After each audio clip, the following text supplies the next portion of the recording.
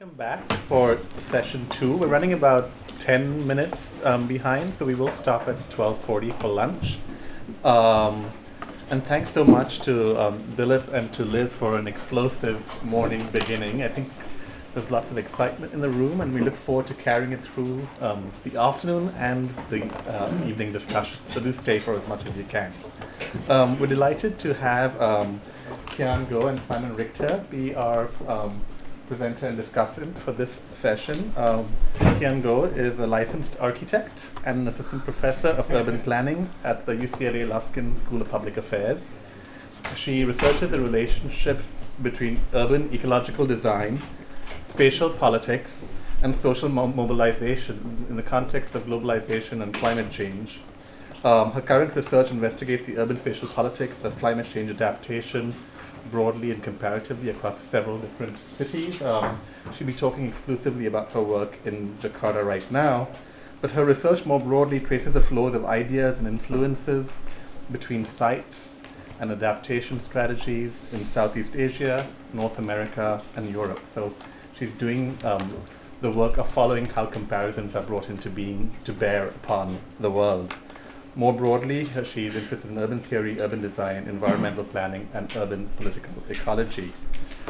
Professor Simon Richter is professor of Germanic languages and literatures. He has a series of many different projects. The one I will speak about here is a long-term research project called Floating Thinking, a cultural phenomenology of coastal urban resilience and adaptation in the era of sea level rise. This project focuses on Dutch responses to sea level rise in intercultural contexts with focuses on the Netherlands, the United States, and Indonesia. What makes New York City, Jakarta, and Semarang additionally interesting is how these colonial and post-colonial factors are constantly being borne upon and made to bear upon the makings of these urban and politics of these urban landscapes. So there's a lot of conversation already here in their research interests, and we're looking forward to the conversation. Thank you. So thank you, Nikhil. Thanks to Bethany. Thanks, Paul. Where's Paul? He just stepped out. He just stepped out. So a pleasure to be here, both to be particularly like Nikhil and I have had some conversations, and also to be in a presentation with some former colleagues and some new incoming colleagues at UCLA. So as Nikhil is saying, I haven't been introed as a licensed architect as a first thing for some time now, but I think it's always good to be upfront about who we are and our modes of knowledge. So I am a trained and licensed architect. Right now I identify primarily as a social scientist. So. Okay, so in my research, I've been studying the urban spatial politics of climate change adaptation across global south and north. And as Nikhil was saying, I've traced the flows of ideas and influence between adaptation sites and strategies in Jakarta and New York, and following these paths back across the Netherlands. So this research here concerns primarily the global and urban networks through which adaptation strategies are conceived and the contestation on the ground as they land. In a recent paper, I followed up on this research to look further into concerns of method and meaning. So Jakarta, Indonesia floods every year. And every few years, like here in 2013, a very large flood inundates about a third of the city. Almost always, poor urban residents living in informal kampong settlements are worst affected. After the 2007 floods, scientists traced the primary cause to rapid land subsidence. Areas of the city were sinking at rates up to 12 centimeters per year. The problem of this sinking city is intertwined with other more diffuse factors, such as the state of infrastructure, continually provisional and in progress, and the ongoing conflicts between the city government and its poorest residents. So urban flooding takes on different forms depending on how one sees it. It is a biophysical issue reflecting interactions between geology and geography and climatological and meteorological conditions. It is an issue of urban governance involving the planning, implementation, and maintenance of infrastructural systems and the control of development in open space. And it is sociopolitical, involving the histories of social and spatial marginalization. Urban flooding broaches conflicting views and values of the city. It asks, what kind of city is it? Who belongs there? Who gets a say in its future? And in my research, I investigate the ways in which changing conditions related to urban flooding recast the terms of urban spatial politics, a kind of urban hydropolitics. And to understand this, I look to the various worldviews, the modes of knowledge that tell us about the relationships between what might be termed urban, social, and natural. So first, from a more instrumentalist, positivist worldview, researchers imagine an ideal pattern of physical space to accommodate ecological and social functions. So as landscape ecologist Richard Foreman asserts, there exists, quote, an optimal spatial configuration of ecosystems and land uses. The challenge is to find it, end quote. So in this view, dynamic biophysical ecologies guide the understanding of relationships between social and natural, and these relationships can be tested and measured. From a more critical, constructivist worldview, urban political ecology researchers look to the structural political economic conditions underlying social and ecological change. And they pay attention to the biophysical conditions in cities, but always as an interrelated condition of processes of urbanization. And these processes are not considered to take part outside of social relationships, leading to a particular understanding about nature in the city, as in David Harvey's contention that there is, quote, nothing unnatural about New York City, end quote. And then third, I look in particular to the work of scholars like Anne Rademacher. And in her study of river restoration in Kathmandu, Nepal, she attempts to balance biophysical and sociopolitical analytical approaches to analyze what she terms, quote, the social ideas and practices of urban ecology.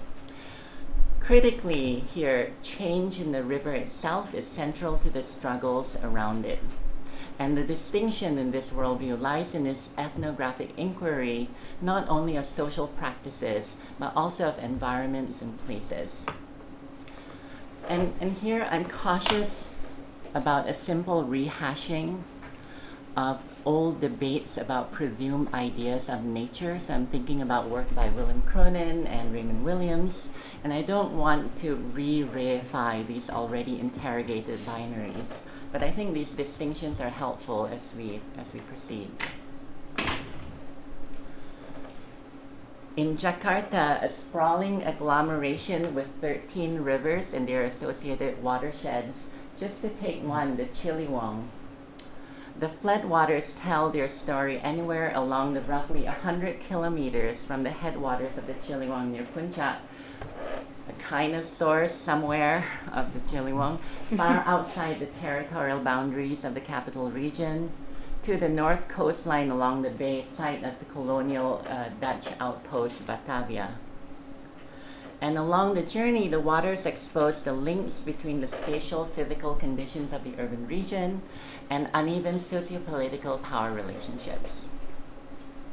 At the uppermost elevations near Puncak, an ongoing contestation plays out between large tea plantations, landscape restoration activities, and new urban development. The state of water here, whether rain soaks or flows, is determined by land use, soil type, plant cover, and slope of terrain. Further downstream, in places like Bogor, where many people say the Jakarta floods actually start, rainfall is channeled into the river, picking up volume and pace. At various points further down, i.e. north, as in Katulampa, these gushing waters are continually observed and operationalized. Their levels compared to colored markers at the water gates of flood warning centers, where flood monitors, actual people, relay the story of the water to their peers downstream. In the capital city proper, the waters change again, now slow, strain through gates, diverted into flood control canals, and alternately winding through these concrete channels and lapping up the earthen inclines steps away from the kampong houses. At one bend along the Chiliwang, we see how these scales of contestation land in concrete on-the-ground conditions. So here, two kampongs, Bukit Duri on the one side and Kampong Pulo, straddle this curving segment of the Chiliwang. Activists working with kampong residents made an agreement with then Governor Jokowi in 2012 to consider new models of denser kampong settlement and resettlement in place. But still, the government proceeded with demolitions and evictions in 2015 and 16. And mid last year, you can see the new concrete embankment along a stretch of the river where a dense fabric of houses once stood. Same viewpoint here. And you can see, again, another view, same viewpoint. The consequences of forceful state action is evident in some of the structures that remain half destroyed.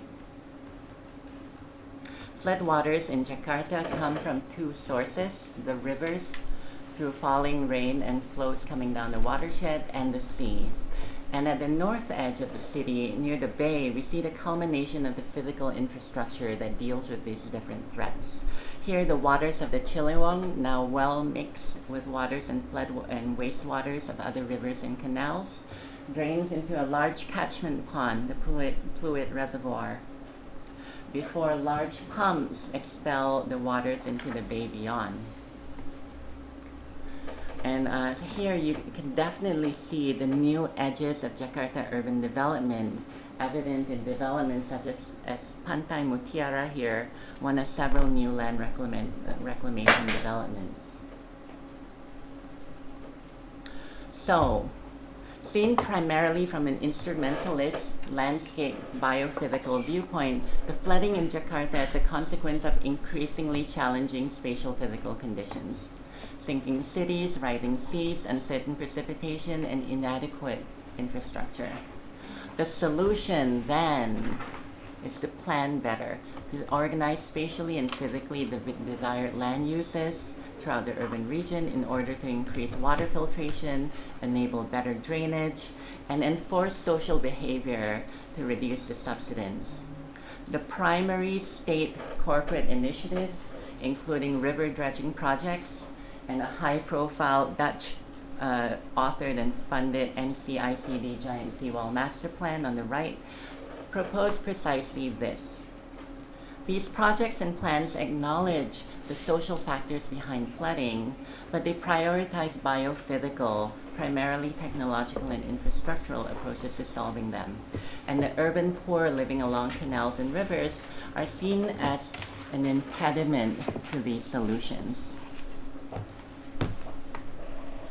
Alternately, seen primarily from a critical urban political viewpoint, the flooding is a condition of broader processes of uneven urban development. And the sinking, although a physical phenomenon, is driven by politics and governance. The inefficacy of development controls that cause decreased permeability and groundwater recharge, insufficiency of municipal water provision necessitating the use of wells, compounding the situation. And the challenges faced by kampongs is an outcome of historical determinants. Segregation during colonial times, relegation of poorer residents to riskier water edges in post-independence times, and present-day real estate development pressures. So these flood protection initiatives, such as the dredging projects and the seawall project, are excuses to further dispossess the urban poor, to reclaim land that's once neglected and now sought after. The solution, therefore, is not necessarily more infrastructural projects. It is for more agency and self-determination among marginalized urban residents. Spatial and physical change is desired and envisioned, but it is rooted in socio-political transformation. So if one believes that urban development has always prioritized political and economic power in cities, as I do, then politically the more just solution would be to support the efforts of kampong residents for agency over development processes and the specifics of urban spatial interventions. But in this context, it may not be enough. So increasing local agency does not necessarily engage the problems of the watershed or global development pressures or the impacts of climate change. And these issues really raise the disjuncture and the opportunity between these scales and levels of political organizing and the systemic conditions of urban ecological processes. So I argue that these problems need to be seen not only from different points of view, I don't think anyone would really disagree with that, but with a concerted effort towards hybrid explanations, understandings, and paths forward.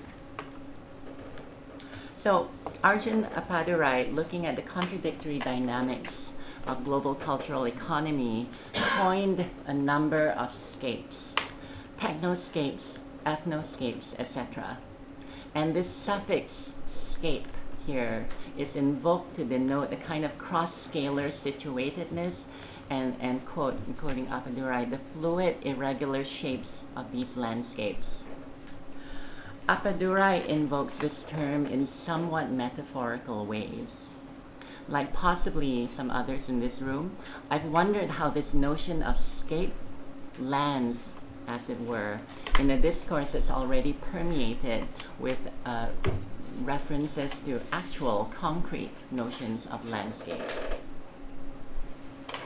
So I take a cue from more reflexive ways of thinking about such actual landscapes, such as the work by landscape architects Rademacher and Dilip Lacuna. Where's Dilip? In their project Soak, they critique the conventions of mapping that delineate hard divisions between water and land, wet and dry. And they point to social practices in the Mumbai estuary that acknowledge this ambiguity of landscapes that are not either this or that. So instead of a top-down plan view, they really advocate for a kind of sectional view, a lateral view of urban water flipped on its side. And this enables the understanding of wetness as a gradient, water that soaks and seeps, exposing its different materialities and modalities. So this flipping is common in design fields, spatial design fields. But what might it mean to flip the viewpoint socially and politically? What is a kind of soaking, seeping spatial politics? So I think that one approach would be to trace these sectional power relationships of urban ecologies through these various spatial scales and political levels of power. And parallel to the ways that landscape architects and landscape ecologists have shown that landscapes and urban ecologies transcend their territorial boundaries, a sectional view of spatial power might show us how these shifting and continuous materialities of water transcend their immediate physical impacts and are interconnected across space and time. And this view places a set of hydropolitics of Jakarta into relief. So first, I think that this view reinforces a view of what's going on there.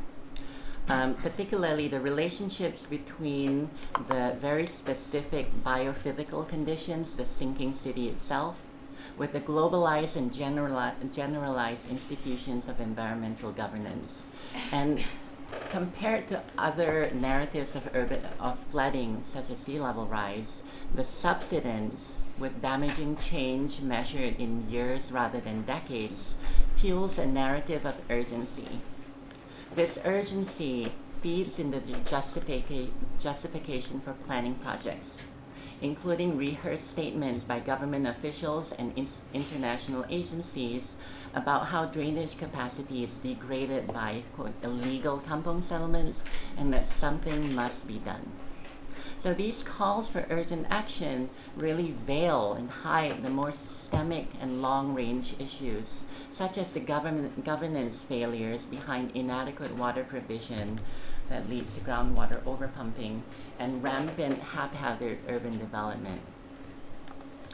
The sinking city urgency also highlights the emerging global interconnections of plan making, environmental plan making, particularly around climate change, and the involvement of Dutch agencies and firms in Jakarta water is not surprising, but yet still provocative given Indonesia's 300-year history as a colony of the Netherlands. And this confluence of global political, economic, and knowledge elites in Jakarta has reinforced the instrumentalist approaches to flooding problems. The knowledge that is invoked, scientific, quantitative, expert-based, often modeled on faraway sites, remain the authoritative measures through which planning and development decisions are made. Second, I think that this sectional view that insists that biophysical, spatial, and social conditions of water in any of these points along the watershed is dependent on conditions and interactions at each of the other points. It also offers a more interventionist angle on this, and it invites us to think about the possibilities of organizing and planning across and within the scale of the urban ecological watershed. It suggests that we think, for example, about activists collaborating across localities at the scale of the watershed, establishing, for instance, how development controls upstream might aid anti-displacement efforts downstream, or how arcane laws about landfilling and river dredging, national Indonesian laws, link the fortunes of large-scale reclamation and development projects in the Jakarta Bay, such as the NCICD project, with the almost everyday brutality of evictions and demolitions far inland. We do see some incipient formations of this kind of multi-scalar and level movement building in Jakarta. For example, in the ways in which a group like the Urban Poor Consortium is able to organize beyond the physical sites of threat, linking different cities, socio-environmental threats, and knowledge modes, including links with a set of global researchers. And I think this kind of counter-network presents a way of thinking of new reflexive modes of resistance. So, to conclude, in the context of sinking cities, rising seas, globalizing development and contested spaces, worldviews of urban ecologies guide the framing and understanding of urban flooding and prioritize specific kinds of solution making. Here I've outlined the basis for a multivalent hybrid way to understand urban waterscapes, proposing cross-disciplinary and cross-knowledge modes approaches towards what I might call a kind of interpenetration of physicalities and concepts. Thank you.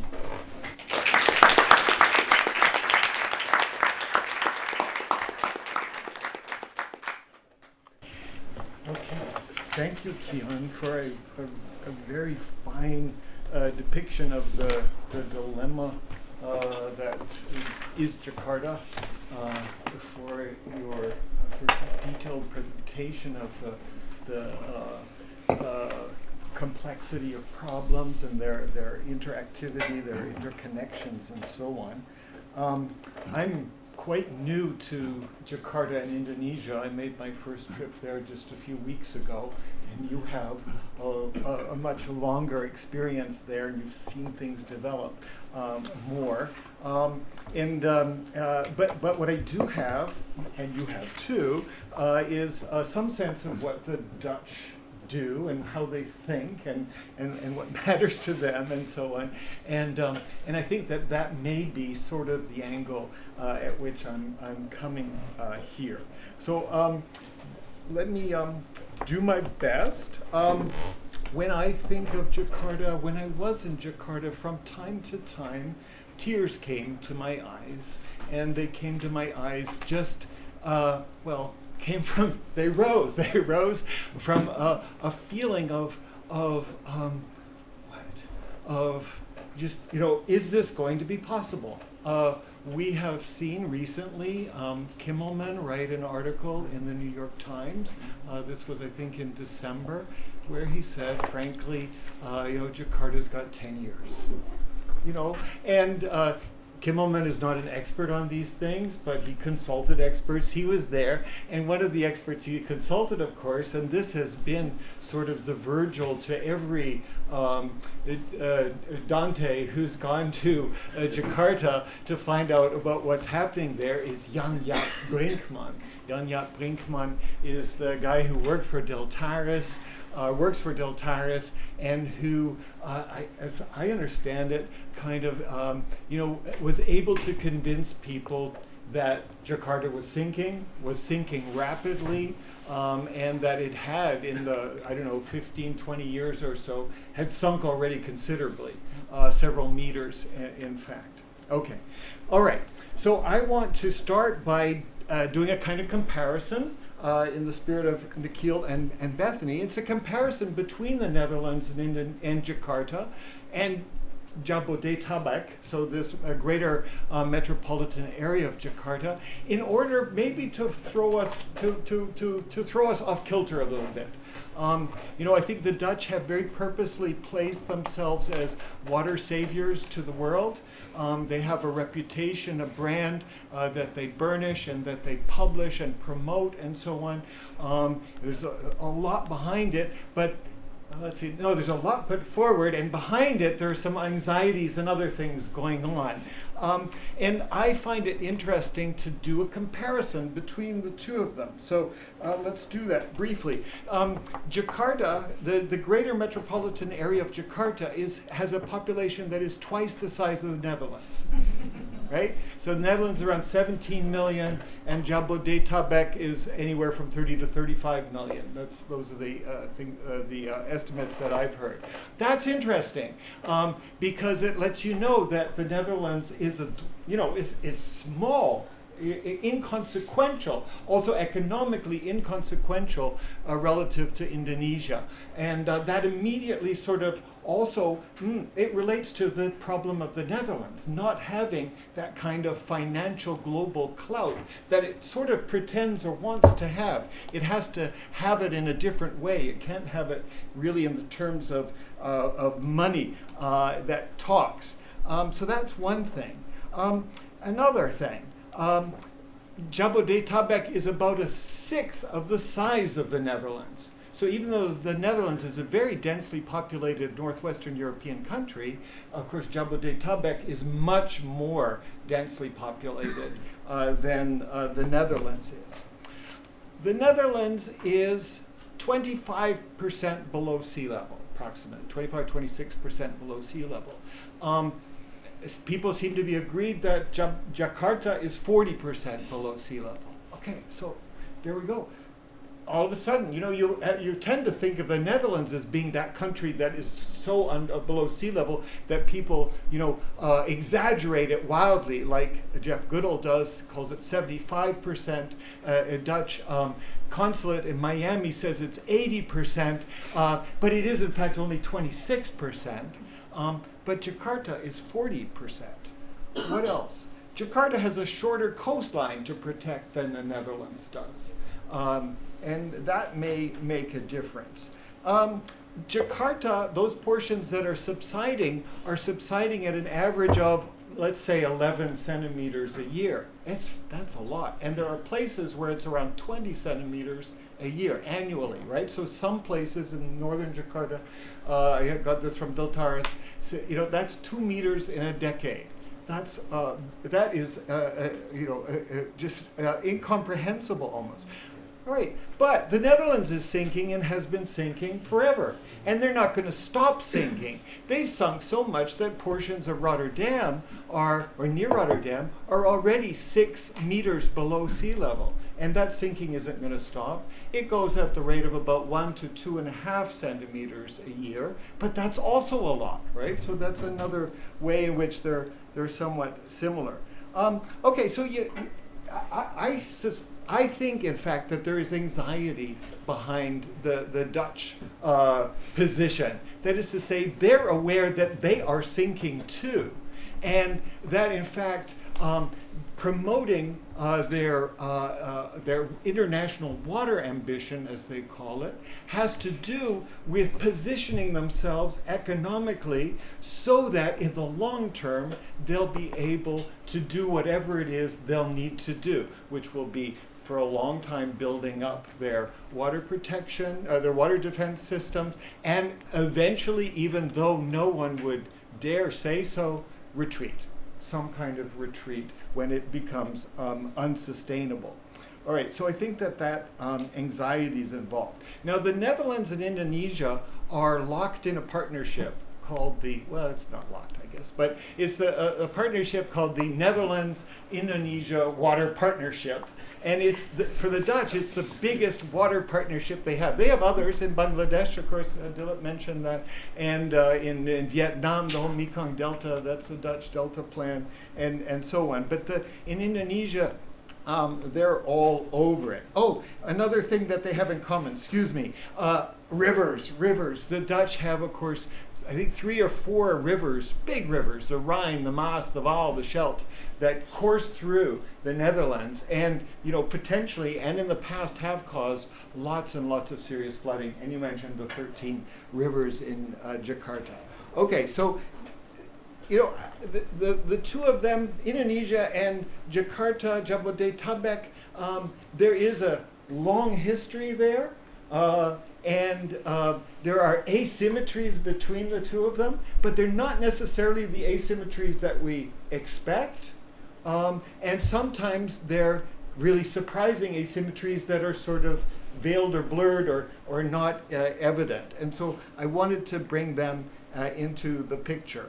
Okay, what else did I want to do? I wanted to talk briefly about the Garuda. The Garuda is dead. It was declared dead by the government in December, so that, whatever you thought of it, and it's taken a lot of punches, the Garuda that we saw there briefly, it's not going to happen. The plug has been pulled. It was, so here we have the government cancels Great Garuda, that was in the Jakarta Post. Deltaris has also stated that is the case. Brinkman, who was I called him a Virgil, but now I'm going to call him a Faust. He's the dam builder, the land reclamation guy. He's a guy, I haven't met him. You have met him, I take it. Yeah. Not Brinkman himself. He's also sort of, he does seem really to exist. People have met him. But he's legendary. He's really a legendary guy. At some point, he admitted, and I think out of some sense of conscience, that the Great Garuda Seawall project was not necessary if they could get the water extraction under control. Right, and that was published in the press and widely heard and quoted, and it was I think a pretty startling and interesting admission, one that Faust would never have made, but Brinkman did. Brinkman has retreated, as has Deltaris in a certain sense. Brinkman has been reassigned, or has chosen to be reassigned to the Philippines. After a very long time in Indonesia, and Deltaris, is going to work with South Korea, I think, to build a sort of a seawall, and that's more or less it. It's the Indonesian member of the government says what we're doing now is minimalist. It's a minimalist plan, and basically what it seems to involve is fortifying a bit of the seawall and normalizing the rivers. Normalizing the rivers, as Kian mentioned, or writes in the paper, means generally removing informal settlements, right? Because they are on the rivers. That's going to continue because they'll be dredging in order to do that. And they may, but where? Because there's just not much space. But they may try to do some room for the river kinds of things that we saw in the Netherlands along these rivers. These concepts, room for the river, also building with nature, have become very popular in Indonesia. Whether there's much opportunities in Jakarta for actually using them is another question. But in other places like in Semarang and in any of the, I think it's 92 or 192, I've forgotten now, different projects that the Dutch are doing in Indonesia, there may be opportunities for doing that. Deltares is also thinking of kind of retreating or refocusing its attention to Semarang, which is a smaller city about the size of Philadelphia that is also subsiding at a similar rate, but where there may be a chance to intervene.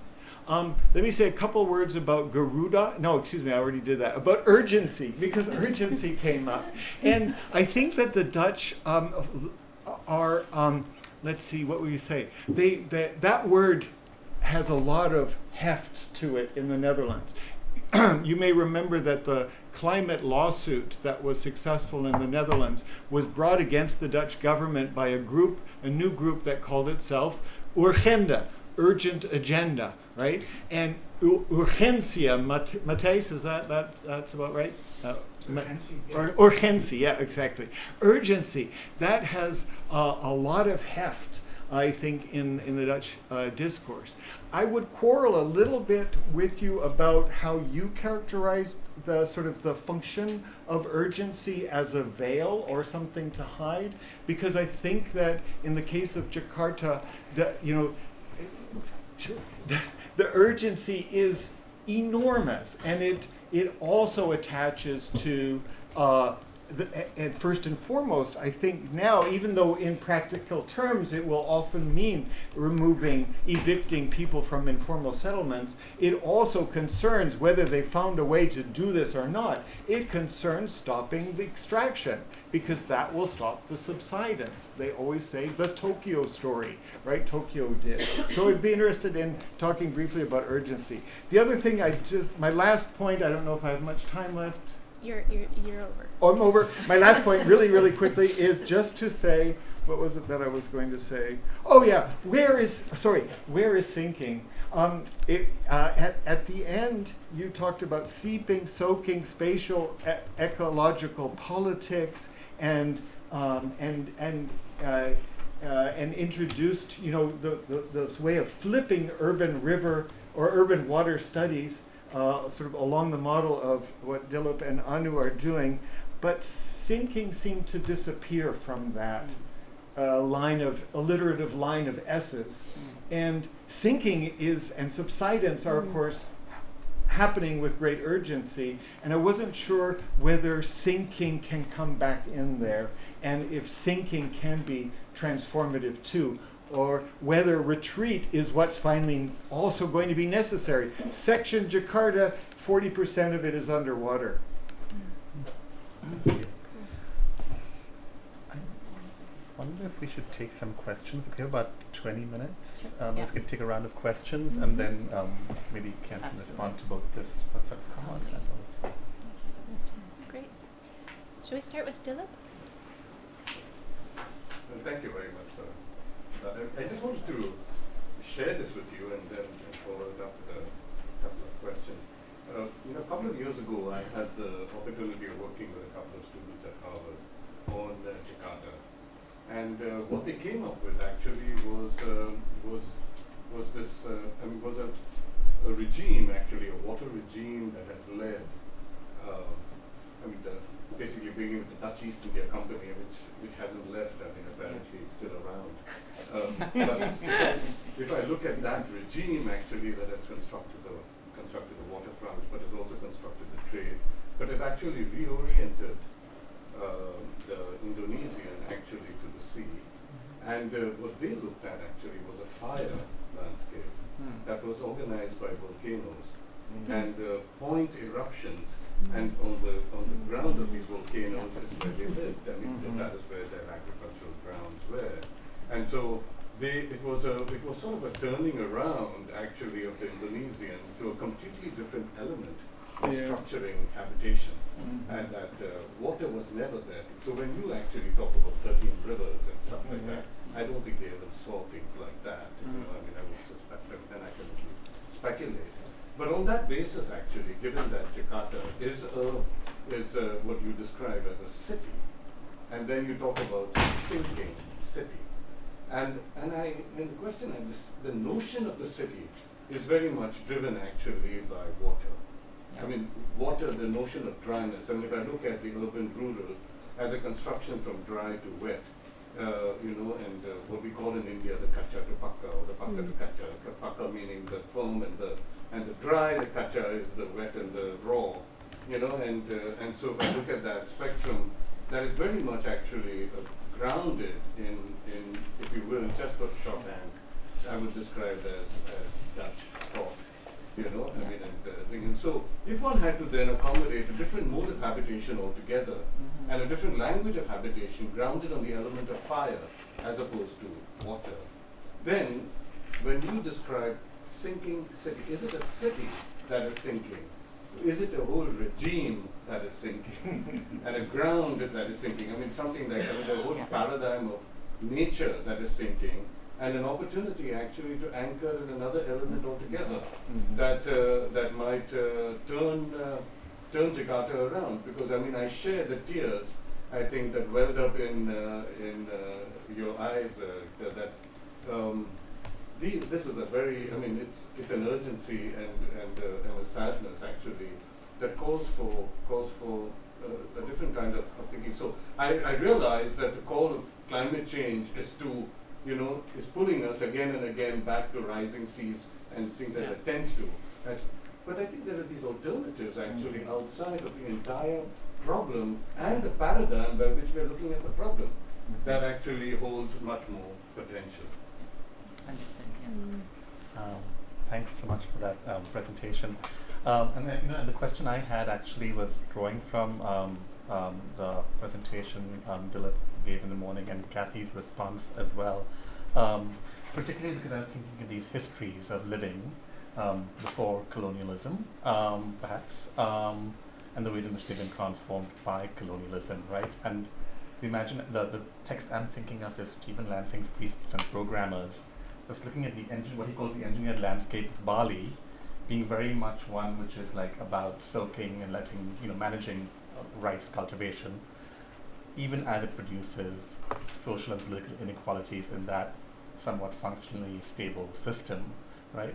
And so if Dilip's question here is urging attention to fire, I was still stuck on water, as it were, to think about what the pre-colonial histories of inhabiting this scape were and the ways in which they were being transformed by colonialism. And if you can say a little bit about how colonial, I mean, what joins the Dutch to Indonesia is there's a long history. To think a little, if you can say a little bit about how, like, experiments in the East Indies were central to the making of Dutch Water Authority, or the ways in which Dutch Water Authority was sort of transformed by the colonial encounter, right? So it's not just about experts going there, but experts being made over there that bring expertise back. If you had any surprises that have been generated in that engagement with Dutch hydraulic science. I have a piggyback question just that's briefly about this kind of the pre-colonial imaginaries of habitation, and whether in the kind of anxiety-fueled the reading of the Dutch kind of global footprint being anxiety-fueled, whether in this sort of socio-technical or ideological kind of economy, the putting energy behind building with nature is a way of kind of forestalling that reclamation of these archives. That we have multiple, kind of a network of experts saying we have multiple archives of finding other natures here that sort of takes away or kind of colonizes that space of finding more space for including the kind of pre-colonial imaginaries or other histories within the future making work or something.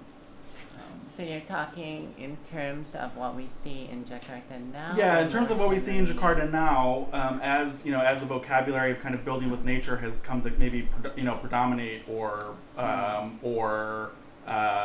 as like building with nature has become maybe more. That might be incorrect. It's my impression that building with nature has become more of a kind of centerpiece of landscape making work in places where in coastal environments where Dutch are operating. And just this set of questions is made me wonder: is that either directly or kind of indirectly a strategy for sort of for preventing the increasing the volume on excavating other modes of being, other histories that would have kind of come from a longer genealogy of kampung dwelling and other histories. Yeah, the city. Interesting. Okay, I think to talk about what Dilip brought up. So this term of the city and what the city might mean in its relationship to, let's say, either urban, rural, wet, or to extend it more into like dualities of wet and dry and things like that.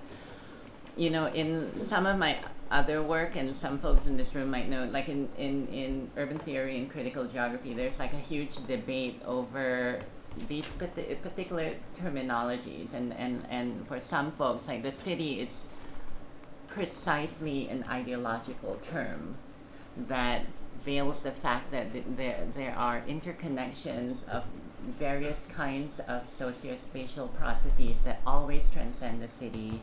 The city is a convenient way for us to, in some ways, like congeal a set of ideas in order to either talk about them or to enforce limits, like ideological limits, limits of power, and things like that. So I definitely take to heart, I think, like terming something the sinking city is in some ways acknowledging and building on that. Like the term the city itself is quite inadequate in the broader analysis. And then your point about the regime that is sinking, I think that's interesting. I also want to and partly because it's the field I'm in and the mode of thinking that I do, it's not necessarily to think so much about pre-colonial and post-colonial as the two different lenses to see what's going on. And in some ways we can see that, although, and this goes to some of Nikhil's thoughts, although you could say that like Jakarta's struggles with water as a thing started the first time Dutch colonizers built a canal and said like we'll keep parts of this dry. Over time, it's also morphed into a different set of ideologies about what is, in some ways, a pretty homegrown nationalistic idea of what constitutes a modern city.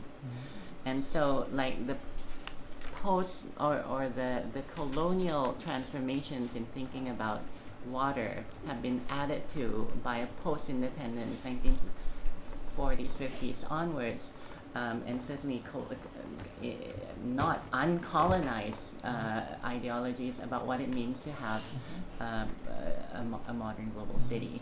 And so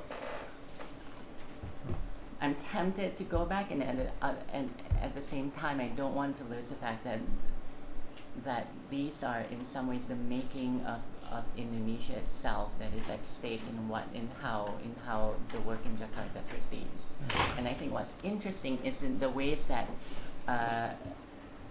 Dutch power or Dutch anxiety comes back into play constantly in these wranglings, and Dutch folks, and they know full well, like when they say, when they make or they propose the Garuda, it's not because it's at least partly in order to pitch it back to the Indonesians and say like, like own this for heaven's sake. Like we want to be involved, but we don't want to necessarily be so clearly colonizers again. The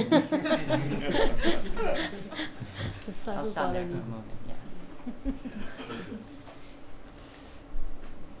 Yeah. Hi. So I wanted to say thank you so much for that insightful presentation on my hometown. I really thought, like, as somebody who's lived there all my life, like, yes, like, it flooded every single year, and as somebody who went to middle school there, it's great because you get 3 days off of school. There's like a meter of water in the lobby, but I do agree that this is largely a political issue. Like you mentioned before, when our governor was Jokowi, and then after that, we actually had a break from flooding for about 3 years. Like, I don't think any of Jakarta flooded at all because they had this great system of clearing the sewage, of like pumping the water out of Jakarta. But now that we have a new governor who isn't, I guess, like as passionate about flooding, he's like, it's kind of complicated, the situation back home right now. But now that kind of the political party has moved away from this issue and they're not really concerned about it anymore, what do you think, I guess, people like us who are more educated, what can we do to help out? Yeah. Should I answer or should we make it bigger? We can take a few questions. And then Can I ask a question? I'm kind of grappling with this question / comment, and it has to do a lot with the discussion of the historical framing that we are setting. I really appreciate Dilip drawing our attention to the firescapes question and pre-colonial land inhabitations. It brings me also to a question that Nikhil and I have been really grappling with in the comparison Mumbai-Philadelphia, and that is that Philadelphia, unlike Mumbai, obviously is not directly on the ocean. So it's a port city, but it's a river city. And it's founded much more on a model closer to London. But it isn't actually the English imaginary that was important for its siting. It was Native American land use practices that preceded the English colonial practice here. All this by way of saying that I'm wondering a little bit about the rivers in Jakarta and their connection to the firescape. And that isn't really a question so much as are we overstating basically like globalism 1.0? Like, are we giving European land practices too much agency in this story? Like, what would be a historical frame to do comparative work from? That I think that's like a really and I'll try to get back to the previous question. That's a really fascinating. That's an excellent point, and I think in some ways it is tempting. It is tempting to do so, and I feel it too. You know, what's been fascinating in Jakarta is sometimes the activists, like the kampong activists, who are trying to protest these the dredging and the evictions, rely on Dutch colonial era maps and laws in order to assert a particular set of historical claims on that space. And I've always thought it was like kind of ironic, but at the same time I think, and I try to do this, like in the analysis that we do, that we should be playing our political cards, at least in scholarship terms. And my political card is like I do research from the point of view of like unearthing like the consequences of political power on marginalized residents. So in my view, these are interesting strategies that do sometimes ironically foreground colonial era practices as a means to assert claims. And I think it's less useful to say this is a colonial era practice, this is a native practice, than to say when we do research in the interests of marginalized urban residents, what are the ways in which we can point to historical inequities and some interesting aspects of current activism. Going back, so this idea, every cab driver I talked to in Jakarta was like, oh, we love what Ahok did in clearing the settlements and like, you know, like I'm gonna put air quotes here. I know whether or not like it might seem unfair, and allowing the waters to flow so we didn't have the floods in 3 years. I'm somewhat skeptical that those practices in and of themselves did help the 3 years of non-flooding. I mean, I think we have to look at a longer-term trajectory of what worked and did not work. But then at the same time, and this relates to the idea of like, you know, always centering power, I'm also not satisfied with a movement forward that further marginalize people who have always been left out of, like, at least like post-independence Jakarta political economic life, in the interest of just not having flooding. I think this goes back to some of the previous conversations. What is a flood anyway? You know, and whose real inconvenience is that? And to go to Simon's point, you know, I hear you about the tears, and at the same time, like the group that I don't see tears coming from are like informal settlement residents who recognize the quandary that they face, but are, you know, like, it's life. And what they do is like point out the interconnections that their lives have always had with what might be considered more like formal or accepted practices in the city. Yeah, there's great scholarship about the really robust and resilient cultures of the kampung.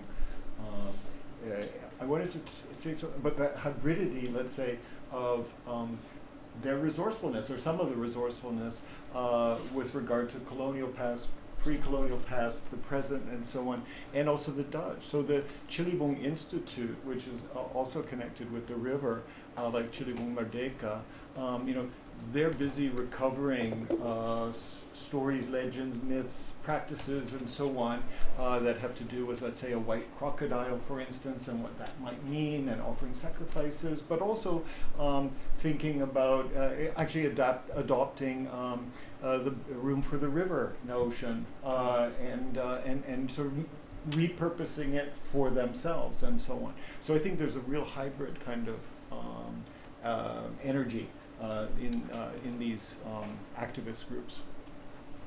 Is there time for another question?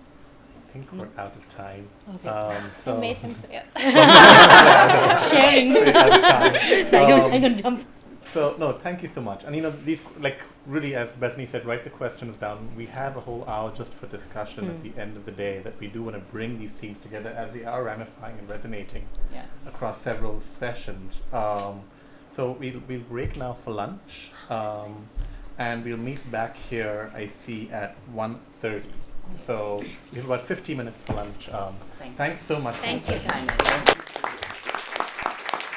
Your name, just so you have some ideas. We're really looking forward to a really vigorous and energized conversation later this afternoon, in addition to the conversations after each paper this afternoon. And it always seems, if you know someone's name, it's easier to have a great conversation. So can I ask you to start, and we'll just go around the room, after which point I will introduce our speakers coming up. My name is Ana Moreno. I work at the UN Habitat, the United Nations, and Human Studies in Fellow of the Penn. Sorry to be totally mean, but just say your name.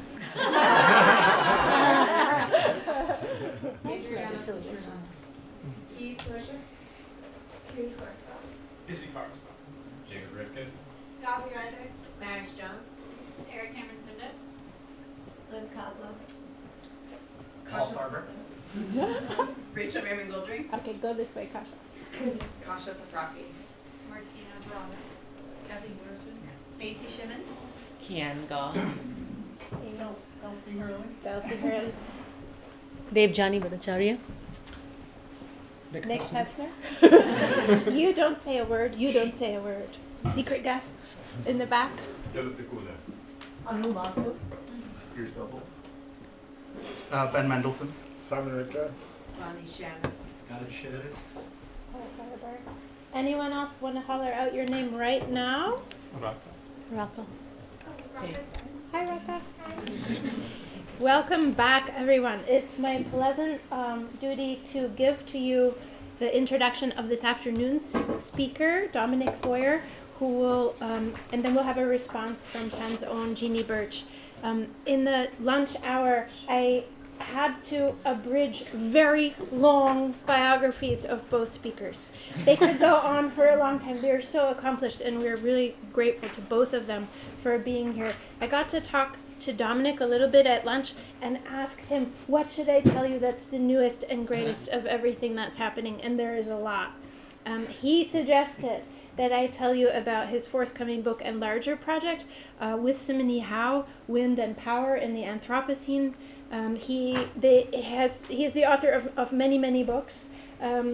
He also, together with Simony, hosts the Cultures of Energy podcast, featuring a number of people in this room, I think, among many other. You've passed and more coming. And more coming, maybe. And he, like me, is a migrant, and maybe like Simon, a sort of partial migrant from the world of German. I have to say that he is the author of the wonderful Spirit and System, Media, Intellectuals, and the Dialectic in Modern German Culture. He is also a Germanics person in another sense. He has a movie that is opening in Iceland this summer, another Germanic language. I've been following obsessively this project on like Twitter, together with the Icelander Jon Gnar. The film will open on August 17th in Bioparadis in Reykjavik. It is called Not Okay, or if you're speaking Icelandic, Not Ok, for the glacier, the Okjökull, which is no longer. He described it as a weird glacier that no one really cares about. And so then you wonder, what's the significance of this disappeared glacier? So I think it will be a great movie. And then of the many, many things I could say, I will only say this last thing, that Dominic Boyer was integral to Rice's Cultures of Energy initiative, which has now transitioned into a new Center for Energy and Environmental Research in the Human Sciences. It is really the first research center in the world specifically devoted to sponsoring human scientific research on energy and the environment. And I will say it has been a great model as we have been designing the Penn program in environmental humanities. Dominic is its founding director, and I thank you for your work. Thank you. Thank you for your work. Eugenie Birch. It's a great pleasure to have Eugenie here. A similarly illustrious biography. Professor Birch is the Lawrence C. Nussdorf Professor of Urban Research and Education here in the School of Design. She teaches courses in global urbanization and a doctoral seminar, and is the chair of the graduate group in city and regional planning. She is the co-director of Penn's Institute for Urban Research, the co-editor of City in the 21st Century book series with the University of Pennsylvania Press, and the co-editor of SSRN Urban Research e-Journal. Her current research focuses on global urbanization, and I'll just name one of her most recent publications, a co-edited volume with Penn Press entitled Slums: How Informal Real Estate Markets Work. She's also the recent author of an article, The Institutions of Metropolitan Governance. She has been widely active in the field's professional and civic organizations in the United States and abroad. She is president of the General Assembly of Partners, the engagement platform for the implementation of the UN's New Urban Agenda and associated global agreements, and is co-chair of the Sustainable Development Solutions Network.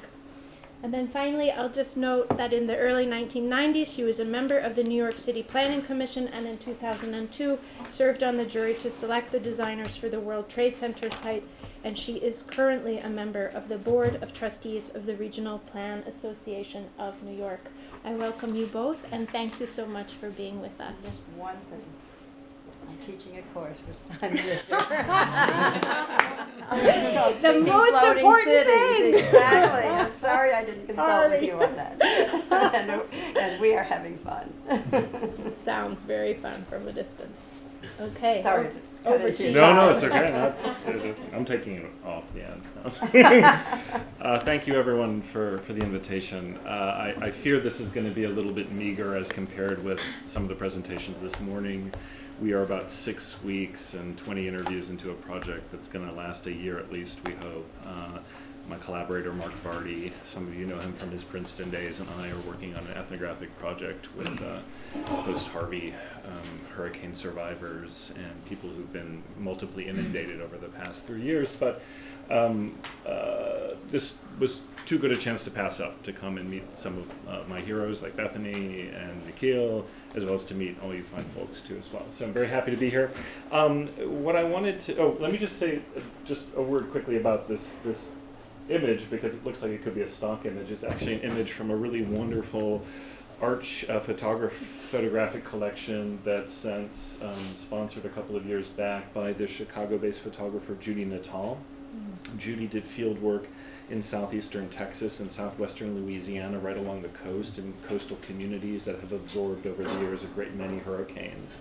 And she was really interested in probing the memories of hurricane experiences, flooding, storms, but also actually the amazing expressive culture that has grown up around it. Hurricane songs, hurricane wards, the kind of intersection of hurricane thinking and religious thinking, not just eschatological thinking, but spirituality in a broader sense. And it's a really fabulous project. I want to give her credit. This is from that show.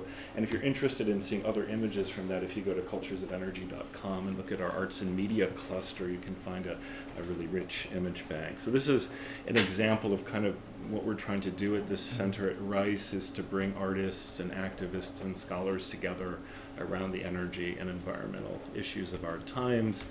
And where better to do that than Houston, right? Center of global petroculture, probably the least sustainable city on the planet. I think probably like a high candidate to be the world's first ghost megacity as people retreat out of it. But, you know, as I like to say, what did we learn from the Lord of the Rings if not that real reform has to begin in Mordor? So let me start with an image, a set of images from Hurricane Harvey that were assembled very kindly by the predoctoral fellows at Sense this year as a way of kind of keeping an archive of the iconic imagery of this storm and its aftermath. And it's a good backdrop for some of the things I want to say at the beginning. We thought this year at Sense was going to be a year that was focused on engaging the public. We had been spending a lot of time, building up our research profile, trying to reboot our environmental studies programs at Rice. We thought this would be a great year to reach out, and we actually already had some meetings with the Harris County government working on a climate action and adaptation plan for Harris County, because Houston, believe it or not, is the 4th largest city in the country and has no climate action or adaptation plan whatsoever. It will not surprise you if you've been to Houston or grown up in Houston, as I know at least one person in the audience has. But anyway, it's striking, despite its existential precarity, which Hurricane Harvey brought home to us. So you'll remember that Hurricane Harvey was judged to be the largest tropical cyclone rainfall event in U.S. history, and it's not even close. I think it beat the previous estimate. I think it was in Hawaii by like 8 inches, so it was a huge difference. It left behind 88 people dead, 200,000 homes flooded, 500,000 cars at least, probably more, closer possibly to 700,000, and 8 million cubic yards of waste, much of which went to become landfill. So it was a catastrophic event, certainly like none I've experienced, and really like none the city of Houston, despite knowing hurricanes and knowing flooding quite well, has ever experienced. So I'd like to pause in the moment we were thinking at the beginning about, and Bethany was speaking to the embodied experience, and I think that's this part of hopefully something we can capture through image as well as through text and voice here. A couple of sobering facts about Harvey. One is that this was not, in a strict sense, unprecedented, in that it was the third 500-year flood event in Houston within 3 years. Everyone has heard about Hurricane Harvey. Some of you have heard about the Tax Day floods. Some of you have heard about the Memorial Day floods. But for people in Houston, the event of which Hurricane Harvey is comprised began in 2015. A lot of people narrate it that way, that Harvey was the third installment of something that happened in 2015, when neighborhoods that had never flooded beforehand began to flood on an annual basis. And that was something that, as I'll say in a moment, led into the kind of formulation of this study. The second sobering fact is that this is not even the worst kind of hurricane one could imagine being visited upon Houston. For that model, I would recommend our former postdoc at Sense, Roy Scranton's October 2016 piece in the New York Times about the next hurricane that might hit Houston. Hurricane Ike, which was the previous hurricane before Harvey, was much closer to that event, a Category 3, Category 4 storm that would send a storm surge up the Houston Ship Channel, which is the densest or second largest collection of petroleum and petrochemical infrastructure in the world. Has 5,000 petrochemical storage tanks. A third of them are right at the edge of the channel, about 2 to 3 meters above sea level. And even a kind of modest Category 3 or Category 4 surge could easily overwhelm those tanks. And only 24 of them failed during Harvey, which was lucky. But if a storm came just the right way across Galveston Bay, it could easily, you could imagine 10% failing, which would be, according to folks at Rice who study this and know more about it than I do, would be like an Exxon Valdez event within the containment of the Galveston Bay estuary, which is one of the most productive estuaries in the country, and probably render sections of the city uninhabitable for years to come in terms of just toxicity, damage to water supplies, and all of the kind of ambient health risks and long-term exposure risks that would come along with that. So those are a couple of sobering things to bear in mind as we think about the stakes of hurricane storms and flooding in a place like Houston. So what I want to do, and I should say also that experience of Harvey inflected our plan.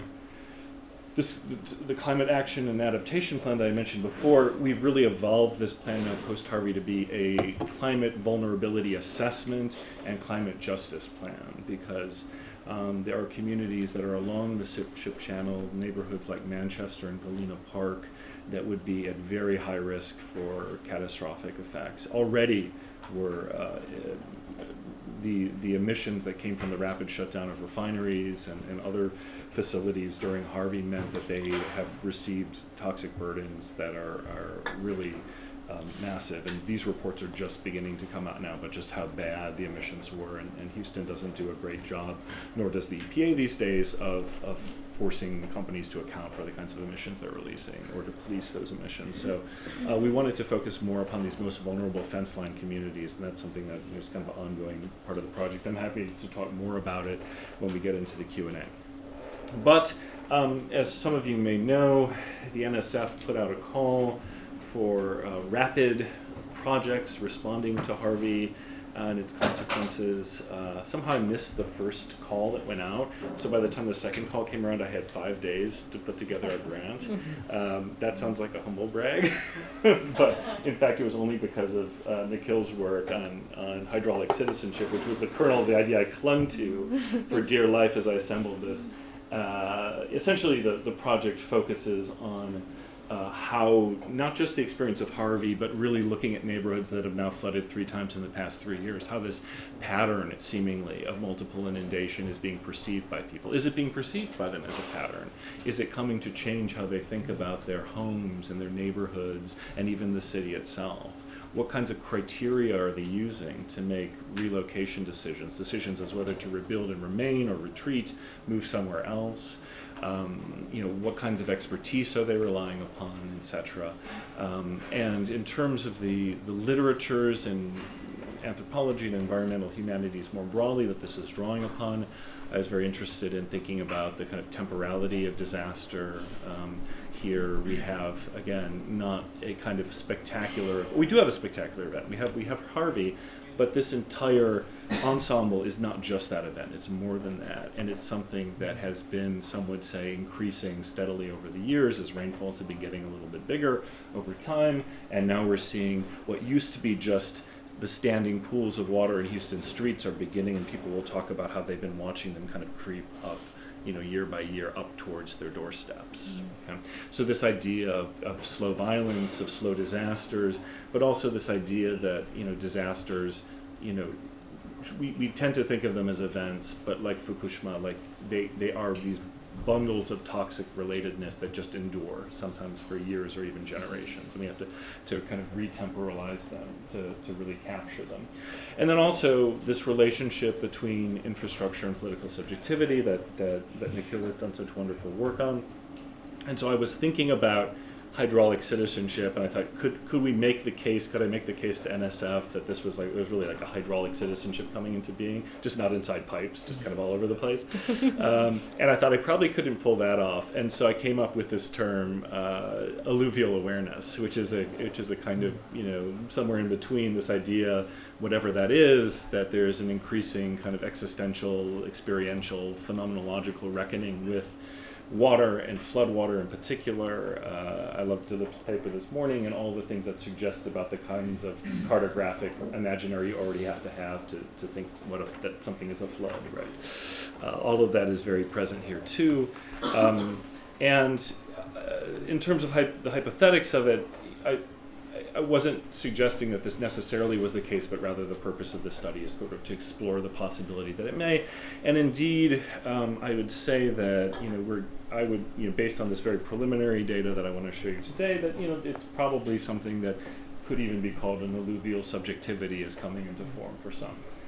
So, in terms of the neighborhoods, you see there in the lower left-hand corner if you will, heat map as they're described in county governments of areas that have received multiple flooding incidents. The three parts of the city that had been multiply flooded since the year 2000, the two neighborhoods stood out to us. Meyerland, which is the historic Jewish center of town, built in the 1950s, a kind of, in some ways, a 1950s utopia of mid-century modern homes on these kind of rather large lots. The average home price would be, before Harvey, would have been somewhere like 500,000, 600,000, 700,000, with some homes as much as 1.5 million. So a very well-to-do neighborhood. Highly educated folks, a lot of folks who work in the energy industry or in the medical center or at Rice even. So that Meyerland is one area that has multiply flooded, and really, strikingly, has only flooded in the past 3 years. So that's part of this area is an area that is not, they're used to seeing standing water, they're not used to having water in their homes. So this is a change that's happened. And then the Greens Point area, which is predominantly African American and Hispanic, and was a neighborhood that developed in the 1970s in part for service workers when the new international airport, Bush Airport, opened up north of the city, and is an area predominantly of multifamily residential, predominantly rental rather than owner-occupied single-family homes. So it's a very different landscape of the city. And Houston is an extraordinarily complex city. It's also a massive city. To find any two neighborhoods that are really representative of the Houstonian experience is impossible. But we felt these two gave us, some sense of how different types of Houstonians might have experienced this multiple inundation pattern differently. I'm just throwing this out there to give you a sense of the fact of, part of what made Harvey so unprecedented that has caused such anxiety is that 75% of the buildings that flooded were outside the FEMA 100-year floodplain. 75%. And of course, I think this remark was made by someone earlier. People are still building in that floodplain, now, which is insane. And I'm happy to go back and talk about. There's a recent, very controversial city council measure that will put in new kind of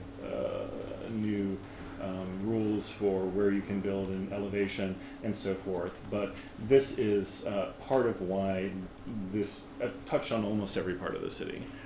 Almost every neighborhood or super neighborhood received some kind of flooding. And in these areas in the southwest and in the north and in the southeast, you see exceptional flooding patterns. So what I wanted to, and I'm going to, because I think we have enough time, is to actually, rather than read things to you, is actually just give you a second to kind of sit with some of these. I've got 7 or 8 slides to show you. And then I'll read them, and then I'll say what I find interesting about these particular statements.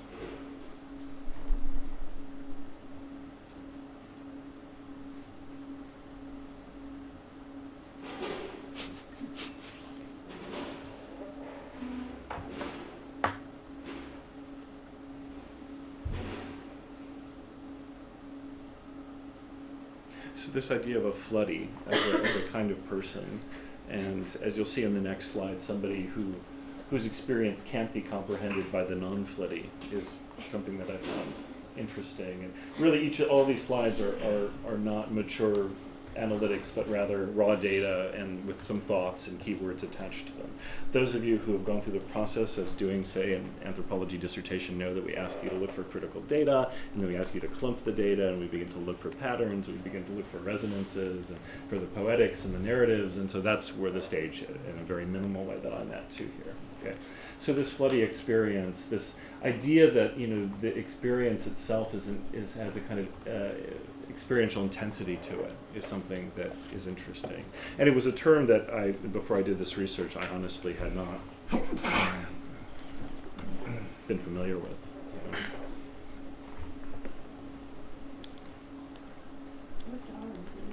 I'm sorry, D is me, R are my interview subjects, and if you see an M, that's Mark.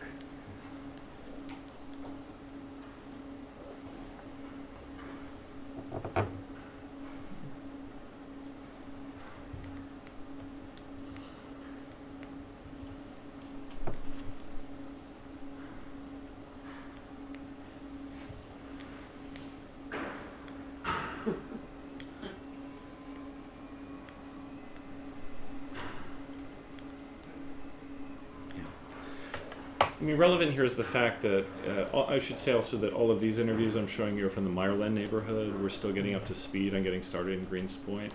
So in Meyerland, it's the case, that big parts of the neighborhood, the parts that flooded, are kind of like a ghost town still, 7 months later. If you go to the neighborhood, you will hear construction tools is what you hear when you walk through the neighborhood. It's all kind of contractors' trucks parked in lots. People aren't back in their homes. And so the idea, again, that people have reached a decision, which I had naively thought, oh yeah, they'll kind of be in the process of making a decision, turned out to be kind of my own fantasy for what people might have experienced as a non-floodie here. Indeed, the process is ongoing, and people are, we'll get to this a little bit later, feel, if you will, kind of stuck at a certain moment, a juncture of not being sure what to do, and we can talk a bit more about that. But before that, something that comes up frequently in these narratives is the issue of stuff.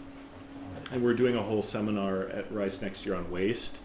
And I think that this is going to be a big part of our analysis, is the relationship to consumption and accumulation of, quote unquote, use valuable objects that late capitalist United States culture encourages, and yet at the same time it seems very important to people in their narrative to say it was just stuff. Like, this is not, my loss is not about my stuff. I can replace my stuff. And of course, talk about kind of, adaptational privilege here, right? People who can easily replace their stuff normally, although not, which isn't to say a lot of folks aren't under a lot of financial stress, because they are. But it was interesting then in discourses on children, people would then, I think, reveal a certain deeper attachment to their own stuff as mediated by the figure of the child, as the innocent who's being forced to go through this, whose identity, whose selfhood is wrapped up in their toys. And there are a lot of stories about lost children's toys that are coming up in our narratives too. So, stuff.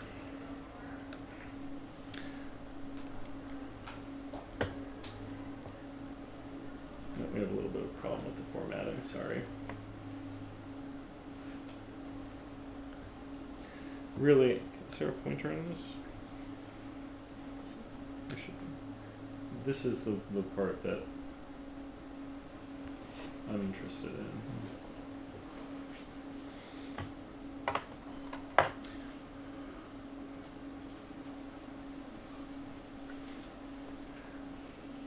I was only half joking about this idea of Houston as a kind of future ghost megacity, but what's interesting to hear people talk about is the fact that, and this is kind of a joke in Houston, no one's from Houston. We're all here for work. I'm a migrant worker at a university, migrant workers in energy, migrant workers in medicine.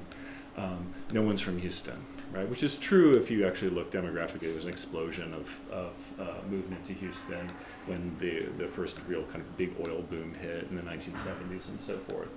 But this idea that people are attached to their work specifically and not to their place is an interesting theme that's coming up. And that in fact, in this case, Kay is talking about how indeed if people decide that, there's a place where I can do the same work, where I'm not going to be flooded all the time, their attachment to Houston may evaporate like that too. It's interesting, I've got a friend who works in one of the consulates in town, and he says there's whispers even at the kind of CEO corporate board levels about, he's French and he likes to kind of provoke people by saying, what's your plan for climate change here? And they're like, well, and they'll say, well, our plan is, we can always move to San Antonio or Austin or Dallas. We can retreat. It's capital knows no nation, right? We can knows no city either. We can just retreat from from the front lines if it becomes too costly to do so. And so there's I think this idea of work and capital and attachment have an interesting matrix here. I'd like to explore more as we go on. I've got 3 slides on paralysis because paralysis is something that has really been to my mind, one of the things people want to talk about the most is the feeling of being stuck. And I wanted to give you 3 different takes on that. And this first one, R, is talking about waiting for the NOAA Atlas 14 data to come, which is predicted precipitation patterns. People have gotten really into, and again, this may speak to being in this highly educated, white-collar expert neighborhood of experts. They're getting really into researching their own fate through the various forms of evidence that are available to them. And for R, who's a lawyer, and I'm not going to make a lawyer joke or anything, but there is a kind of way in which he seems to be particularly interested in accumulating as much information as possible, but notes here that he may be paralyzed by his own analytic impulse. That's part of he's waiting for more data, but when's enough data to make the decision? Meanwhile, his house is stripped down to its studs, and laying undeveloped, not even rebuilt, but just laying there waiting while he decides what to do. He's in a rental housing unit. This is a different kind of paralysis, and again, I put this out as a unicorn finding because this is the only person who uttered the words climate change, and we made a decision not to kind of prompt people on that, but we were interested whether they came to it themselves, whether it was on their mind. And there have been several other people that have almost been kind of wink, wink, the weather's changing, wink, we know what that means. But this case is one where part of the paralysis G is feeling has something to do with not knowing whether, how far and how fast climate change is going to come at Houston. So we're safe. Where's a safe neighborhood of Houston to live, especially when so many parts of Houston were flooded at once? Where is it? Where's the place that I can be, that I can feel safe?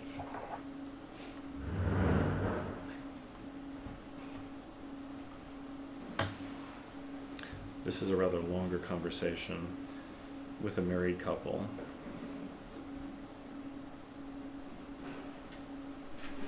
And at the very end, they're talking, this family has decided that they're going to stay, rebuild, but elevate their home 5 feet. That's their plan. And the 5-foot elevation speaks to what the husband says is our previous failure of imagination, or inability to imagine. So again, another kind of paralytics there, paralytics of the imagination that people feel as though we can't even really understand what's going to come, so how can we plan for it, in essence?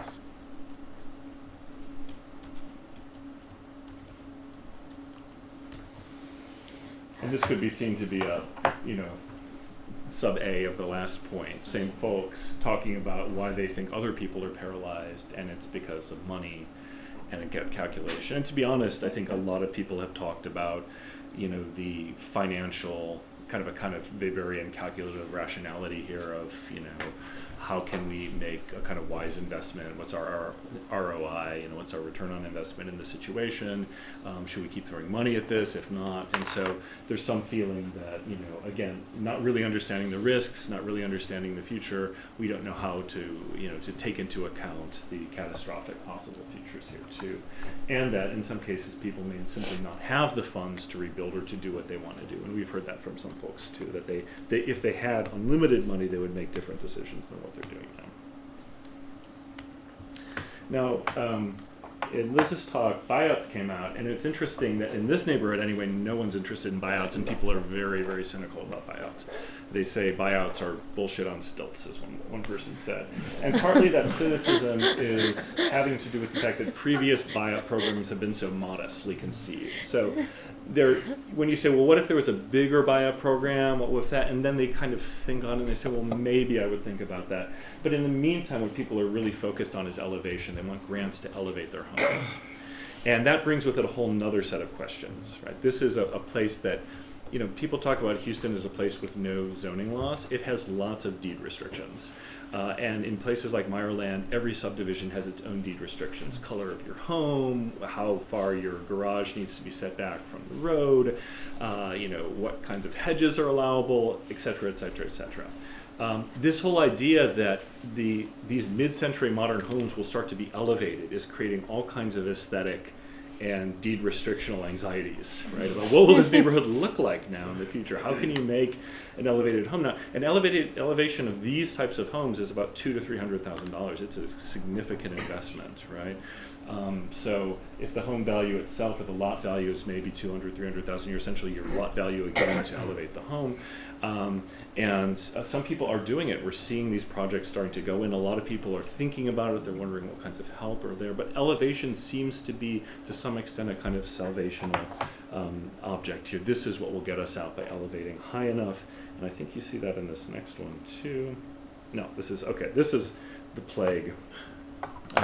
I just like this metaphor that this guy, L did not flood, but L is from Meyerland. L knows the neighborhood very well and participates in a lot of the local neighborhood meetings. He's there with us as a kind of para-ethnographer, trying to understand and assess the sentiment on the street, because he's somebody who's buying up lots in Meyerland. And his calculation, he told us, is that if they don't flood for 2 years in a row, that the property values will go back to what they were before. So he's buying low. He's buying at lot value on the bet that there will be 2 years without another major flooding incident, in which case he thinks he can sell those for 2 or 3 times the current value. Okay.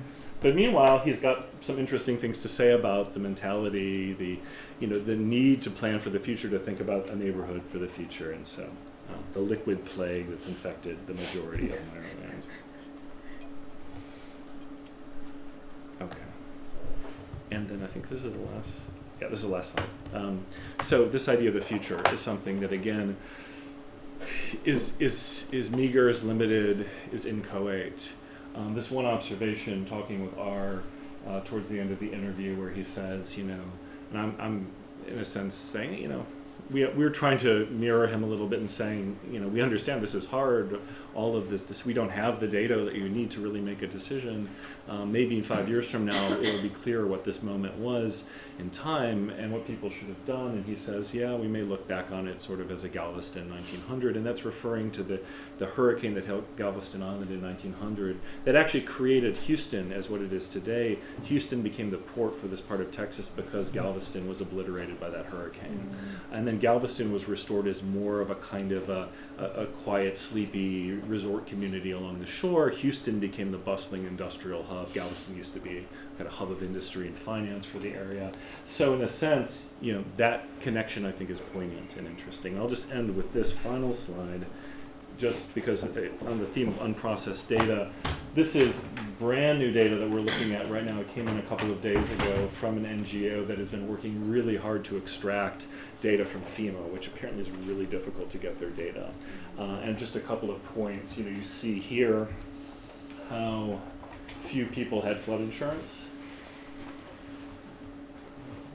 11%, and then only 31% of the people who are applying had any kind of content insurance. Again, it speaks to the way in which large parts of the city were unprepared for this event in a fundamental way. It flooded so many new parts of the city. Only about half of the people who apply for FEMA assistance get it, which wasn't something that I was aware of. And then finally, the amount of the assistance is actually quite modest here, too.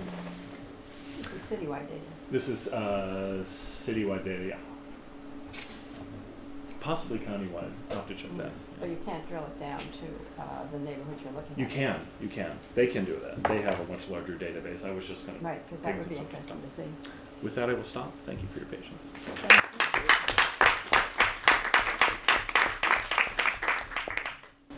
Well, this is a really fascinating study, and it's very different from what one would expect of people looking at floods, usually based on scientific and statistical analysis. And so you're going to the people, which is really quite fascinating, I think, and showing us. It would be interesting to do this over time, to do a longitudinal study to see what happens to their memories over time. Now, you mentioned there's no zoning, but there are deed restrictions. But there's a big difference between a deed restriction that might deal with aesthetics and zoning, which talks about the land use and where it can occur and so forth. And so in a way, the Houstonians are getting what they deserve by not, from the point of view of refusing to put any responsibility in the level of the state. And in fact, I was fascinated, there was no discussion in any of this about the city and the state in terms of what role it might take in thinking about what would happen. I also find it quite fascinating about the FEMA maps. They're well known to be out of date, and no one is saying anything about that, right? They're looking for data, but they don't realize that they're out of date and that they probably are worthless at this point. And whether they'd be willing for them to be redone. In many communities, there have been efforts to redo FEMA maps, and this has been fought off very dramatically by the communities because they simply don't want their properties to be in those floodplains because it has implications for whether they can get a mortgage and whether they can get insurance and what they'll pay for it and what the value of the unit will be. And so I find that interesting that discussion's not coming up anywhere. I know you're talking to individuals. Is it coming up anywhere in the city itself? It is, and it is coming up elsewhere in these, but not with everyone. Some people are attuned to that issue of the FEMA maps being out of date. Okay. And then this whole thing about the value and money and how, I mean, at the root of most people's welfare and well-being is the fact that they own their homes or they have, their homes are mortgaged. And the indecision that they're facing is probably the fact that they're underwater more than economically underwater with these homes, and they're trying to figure out how they can actually survive with regard to the value they put into them. Are you coming up about that kind of discussion with more detail? I suppose it's a fairly private kind of conversation. They may not want to reveal this, but they probably can't afford to move out and replace the quality of life that they have now.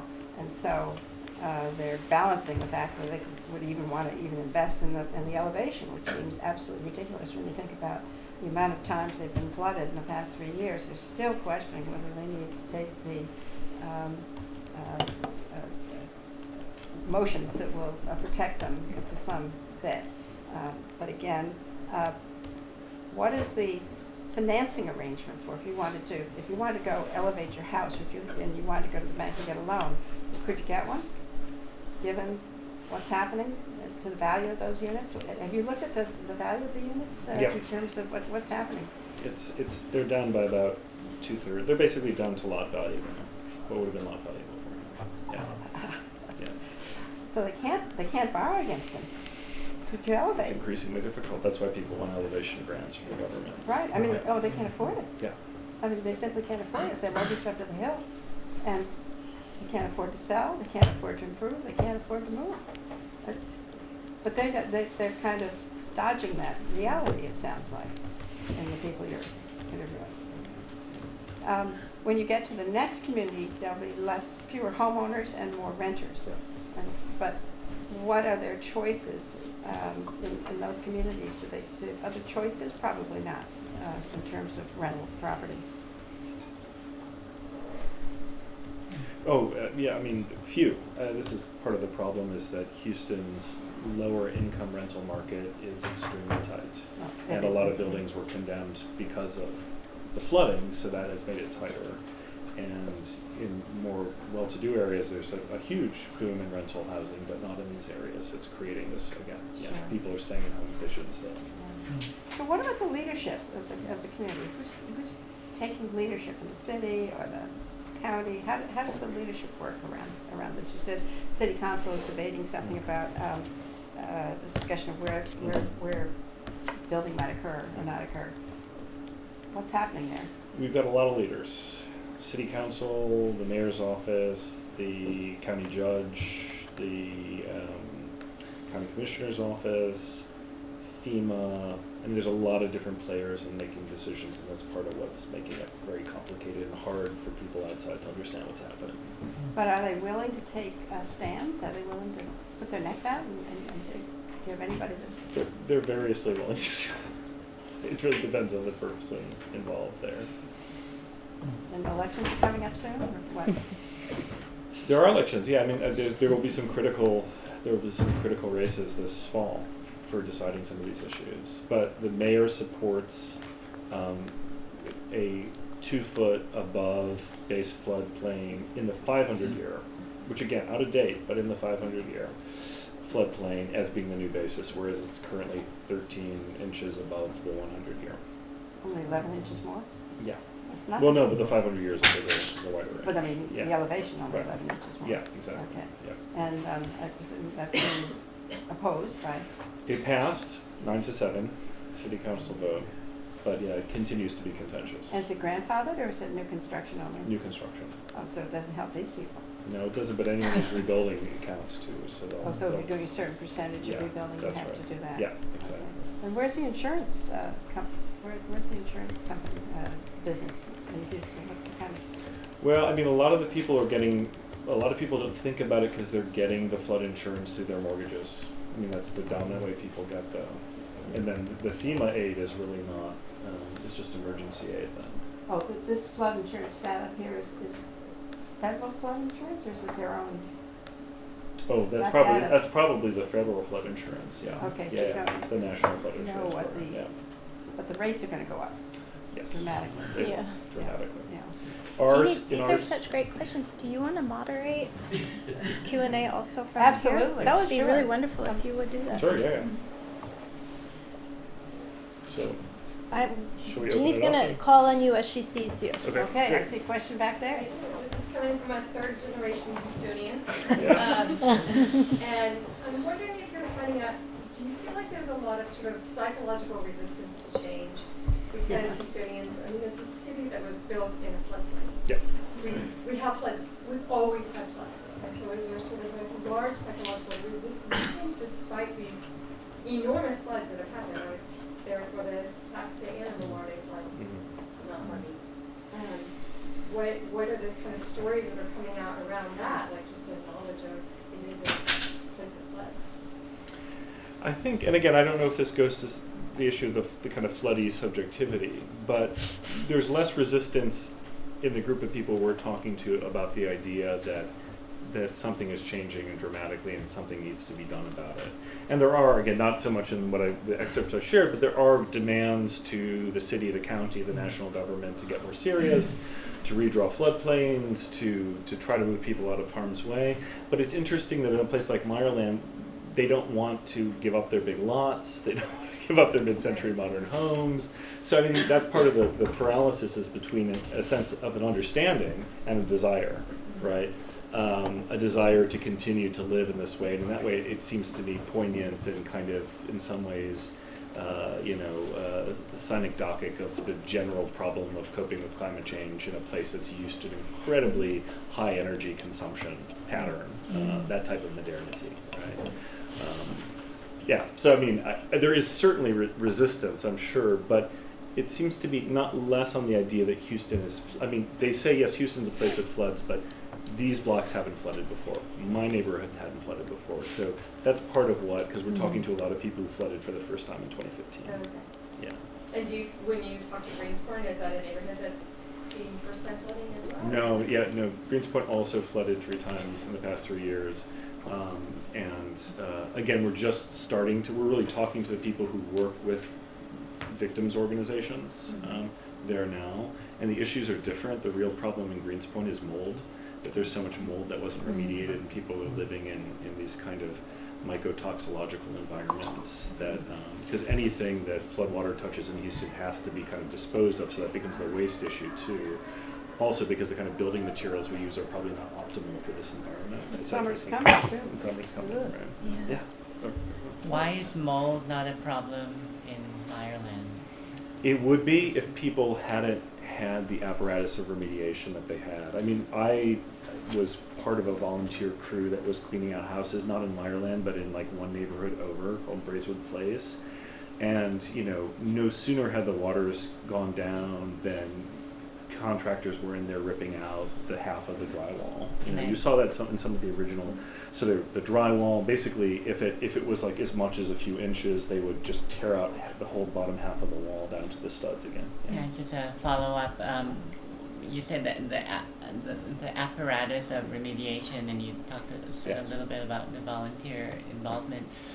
What were the principal means through which they managed to get that remediation done in Maryland? Like, was it personal finance, like paying contractors to do it, or was there a different way that they did it? All hands on board. All hands on board in the first instance. I mean, there were a lot of, again, like volunteer crews that came out, a lot of them organized by church and neighborhood organizations. And Rice, because we didn't flood, we actually sent all of our students out, so there was like a large number of Rice students who were working in neighborhoods, which was, I think, a good experience for them.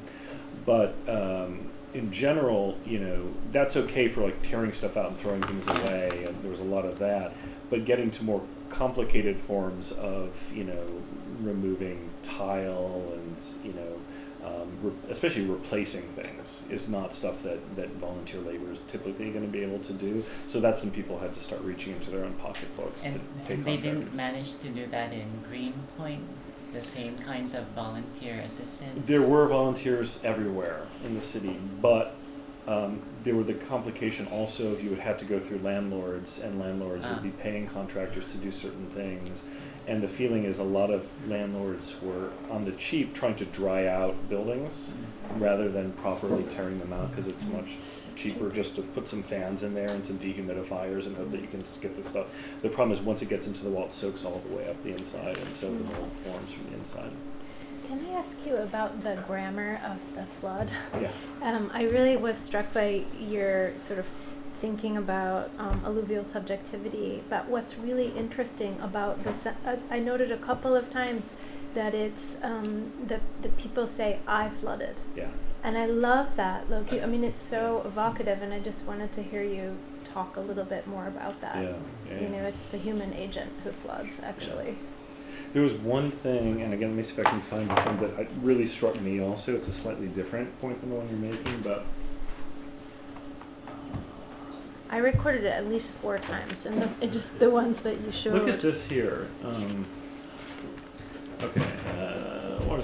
Somehow the Med Center protected itself. I don't know how they managed to do that. In Ireland, there's a sense kind of stuck somewhere in the middle. They became the retention pond. It's interesting that this is a Ireland resident who suddenly switches into the they to talk about the neighborhood, not the we. There's a lot of that kind of indexical, deictic, you know, things that are happening in an interesting way in the narratives. I do think that, I mean, I don't know if this is where you're going with it, but in that sense of kind of an invasion of the kind of boundedness of one's subjectivity, and that's a domicile, but it's also a domestic space and sphere. The sense of being invaded, permeated, saturated, violated was strong. I mean, even when that wasn't exactly the language, the sense that something had gotten in, and that in a sense it wasn't just about tearing the drywall out, but there was something that had been soaked inside of them too, that was people were still trying to process. Control it. Yeah, These right. are people in control of their lives. So exactly. These are people who are, you know, highly, you know. Question here and a question there. And there's one question behind there. you also. And a question there. Okay, so 1, 2, 3, and 4. Okay. Thanks, Dominic, for sharing this and helping us like think through the muck, as it were, right? Thank you for helping me think through this. Thinking with the muck. And I had like a larger question about the muck that maybe we can save for a discussion or talk about here.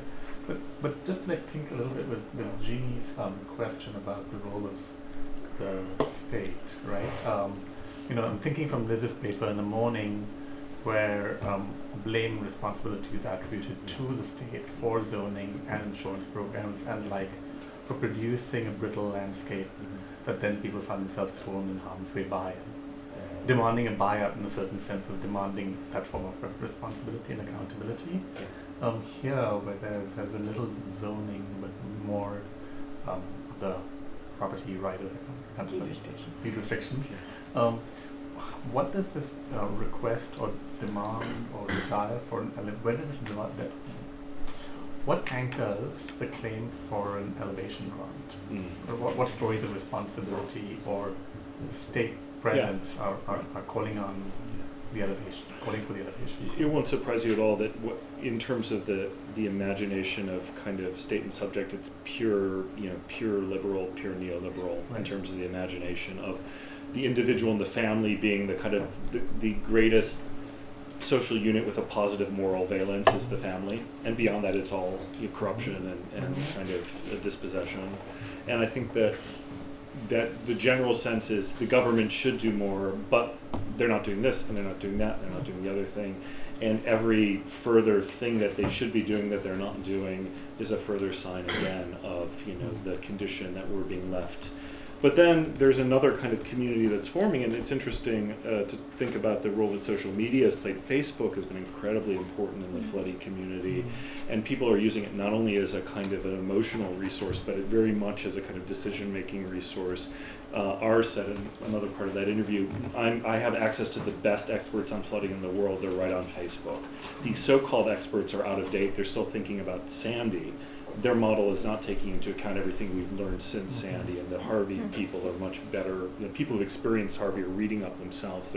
They're creating themselves as kind of autological expert subjects, and et cetera, et cetera. So I see it, again, the fundamental logic of it is the kind of the neoliberal state-citizen relation, I think. So. But it's one in which you're only ever disappointed by what the government would do or not do. So I am a native New Orleanian and also a Katrina survivor. So when you were talking about I flooded, we flooded, that is something that's very familiar to me. And I would say that has to do with it feeling personal, that invasion of having all of the things that you've worked for lost. So I'm interested if in the course of doing your interviews you came across any people who had been displaced during Katrina, were living in Houston during Harvey, and then like how they were processing that secondary displacement. And I am sure we will. We haven't yet had that experience. We've found people who grew up in New Orleans and who had family in New Orleans who experienced Katrina. In fact, Kay, who you've just seen here, is a native New Orleansian, and said, and but using that contrast. Remember, he says, well, New Orleans is a place where people feel a sense of attachment, right? Houston is just like a place you work, and so I'm interested in this idea of a city that's just transient. It's already transient, and then you start flooding it, and then what attachment is there left? Why don't we just float away to someplace else? But I think that I suspect when we get up into Greenspoint, because at least a good chunk of the migrant community were kind of displaced folks who came out of the wards that were judged uninhabitable in New Orleans, and a good part of that population moved to Houston. We may find more of those stories going ahead. So, but that's a great point. And sorry. It was 3 or 4, so I guess I'm still up, and then Nick, and then you have the 5th question. I think that we may have to end with the 5th. Okay. There's a question behind you? Yes. So, as a designer, I'm particularly interested actually in the understanding of an event. And perhaps you can put it like this actually: where does an event end, and where does consequence begin? And as planners generally work with the consequences, so things that actually have some clarity, like flood or things like that, or mold, or but if you had to actually extend the event, which is what I would think I would do as a designer, I extend the event so that there are lesser consequences. In other words, I absorb the force of the hurricane, or I work to design with the hurricane. Do you have any thoughts on that actually? Yes. And is there any kind of conversation on the constitution of an event like a hurricane? I want to put you in touch with my colleague at our research center, Albert Pope, who is an architect and urban designer who is trying to think about how Houston might try to live with its bayou system instead of against, think of it as an adversarial relationship. And he's got a lot of interesting ideas about bringing the carbon cycle back into city design, urban forestry, CLT, which is a material that you can build skyscrapers. That's like a super plywood you can build skyscrapers out of. So this idea of like bringing wood back into the city again as forest, as building material. But also post-Harvey, he's been working actually on a kind of Meyerland redesign project, which encourages, again, how do you get people out of these mid-century modern homes into the denser form of habitation that's necessary to avoid the energy footprint of 2 degrees centigrade, right? And the only city on the planet right now that is sustainable is Hong Kong. It's the only one. So even if New York, Philadelphia are doing better than Houston, they're still not there. So this idea, but how do you make density beautiful? These are the ideas that he's playing with. We have a project at Rice 2 now where we're trying to take, we're trying to create a solar-powered exhibition space and pavilion on campus, and we're going to put it up on pylons above the wetlands area of campus to kind of model the idea of a city that goes back to some of the roots of coastal architecture, which is building on stilts. One of the architects we're working with said his big epiphany after Harvey was we have to stop building on slab in Houston. 70% of the flooding in Houston is not riverine flooding, it's overland flooding. It's all of this water sitting on top of concrete looking to be evacuated, and it's pooling in areas like Meyerland specifically. So what if we went back to the idea of replanting coastal prairie, putting our homes up on stilts?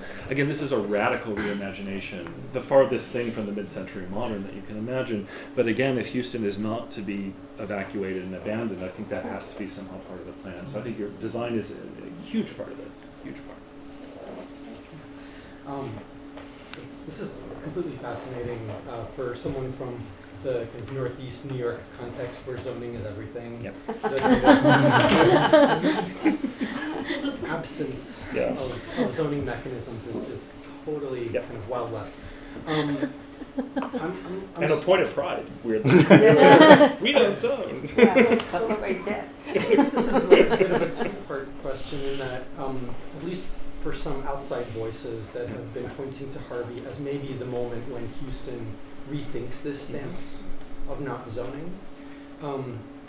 There's a question about are those conversations happening, and if so, is the zoning that would emerge from a Houston an inherently different kind of zoning? I'm thinking of the example of some maybe more speculative work happening right now down in the kind of Broward County, Miami area by folks working on hydrologic zoning almost.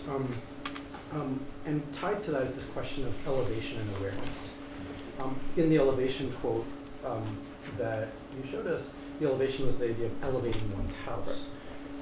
In the morning session in Liz's paper, she was talking about the kind of new mental geography of elevation that residents were acquiring in Staten Island, where they'd be like, oh, I have like 16.3 now. Right. And I think you just alluded to this in your answer to Philip's question, which is that the mechanisms of flooding in Houston are completely different than the mechanisms of flooding from storm surge in Staten Island or other places. It's much more complex. It's not just about a single elevation. There's the series of bayous. There's a complete hydrologic geography. Are you seeing that as part of this larger alluvial awareness, like this new vocabulary? Yeah, that's exactly something I want. Or four-dimensional. Yeah, absolutely, and that's just something we really want to explore. Who you've just seen a couple of quotes from, the one who's obsessively gathering information. One of the things he discovered along the way is that he also has been a victim of subsidence in his home. When he had people come out to actually show his elevation, it was 2 feet lower than what it was on, which he immediately calculated would cause his flood insurance if he were to reinsure the property to go from about $600 a year to $6,000 a year. So already, just by how low he was. So I think those sorts of, I don't think that's everyone. In fact, he's the only person I know who had his elevation remeasured. But the fact that people are beginning to think about that and there's growing awareness, and I think as these floodplain debates continue forward, there are people who are following the floodplain debates very carefully, and there are a lot of people who are still saying the engineering will have to save us. What's called Project Braze Bayou is the one that has flooded Meyerland. It's a project that's already underway. There's a hope that when it's completed, it will relieve flooding on Meyerland. but as any hydrologist will tell you, they can move the water from one place to another, but it will still have to go somewhere. So, some other community then will become the next Ireland, presumably. So yeah, the awareness is there. It's multifaceted. It's inchoate. What I find compelling about it conceptually is how difficult in some ways and how subjective it is to pin down just how people are thinking about these things, how they really don't want to be thinking about these things at the same time, but in some ways circumstances are forcing them, compelling them to this awareness. And so, yeah, I don't know quite where I can go past that for now, but. We have one last question here. Yeah, so on that point of not wanting to think all these things, the quote, "I'm not going to have another failure of imagination," was really interesting to me, because it seems like that's an awful lot of failure to bear, or to even think of as, I mean, there's me thinking about it, and then there's a whole system that is failing. So is this like a larger story, perhaps, of a kind of different sort of retreat, where you're saying where in Staten Island you have people who are rooted and they have one sort of retreat, and here you've got transients, essentially, who cannot retreat. So is this entrapment? I mean, is that what we're calling it? Are we saying that, design practices currently are leading to certain kinds of entrapment, in which even the notion of retreat is not, that's sort of a distant benchmark of thinking about adaptation, and we're at this other stage? I think where that's even really, the transients can't leave? I mean, I think that's really helpful. Again, what I've kind of thrown to here under the general rubric of paralysis, I think entrapment's a really nice way of capturing that, some of those same affects too. And again, I keep thinking about this in terms of the kind of the neoliberal always pushing risk down onto the individuals, right? So the whole idea of resilience as a mantra, as a logic, and very much the logic of Houston's planning and strategy going forward is a resilience strategy, right? It's about kind of, in a sense, doing what we can to reduce harm, but then eventually the harm has to be borne by individuals, and thus they feel responsible. And I think part of why these decisions are so laden is they feel as though they have to figure out climate change essentially themselves and what's going to be done about it, and they can't. And to the extent that, and anyone who's done fieldwork knows that in some circumstances these can become therapy sessions, they can become pastoral sessions as well as research, analytic and kind of data gathering sessions. Some of these conversations have gotten very therapeutic on that point, where people will say, is there something you can see that I'm not thinking of? Right? Do you think and I think R actually put it to us, do you think I'm doing the right thing? It's hard. I mean, with that question, especially early on in the project, you're fuzzy on a lot of the details. These people know everything there is to know, a sense, about their situation, but still feel as though it's not enough to make, and that they may look back on this decision to act or failure to act in the future as being yet another layer of failure that they're subjecting themselves to. And it's a tragedy. It's a very late liberal American tragedy, though. With the backdrop being climate change. So in conclusion, what will you'll have all this data. Yeah. What's the plan? What will you be doing with it? Well, again, we hope that there are going to be some, normal scholarly outputs out of this. But really, I'm hoping that the understanding we can get about people's decision-making process may help to inform the work of urban redesign and policy moving forward. And that sounds very utopian, except we have for the first time in Houston's history a county commissioner in Precinct 1 who is a strong advocate for climate action. So, and I've worked with his team who are very woke to these issues, and they really want to do things. And so I think we have an opportunity here to sort of marry ethnographic field research. They're very interested in what we're coming up with. They're not necessarily asking just for data and data sets. They really want understanding. And of course, everyone has a story, but I think what we're trying to do is by getting enough of a group of stories together, we can really begin to tease out some of the dominant kind of clusters of experience and see what can be done about that. And I don't know whether we're going to really be more than come up with a sharper representation of the problems that we already understand kind of intuitively are there, but hopefully along the way we may generate both interest and maybe awareness, and maybe the fact of the research population itself is another type of alluvial gathering that may be mobilized down the road towards some decision making. And people are very interested in gathering right now on this issue. So anyway, thank you. It was great to be back. I really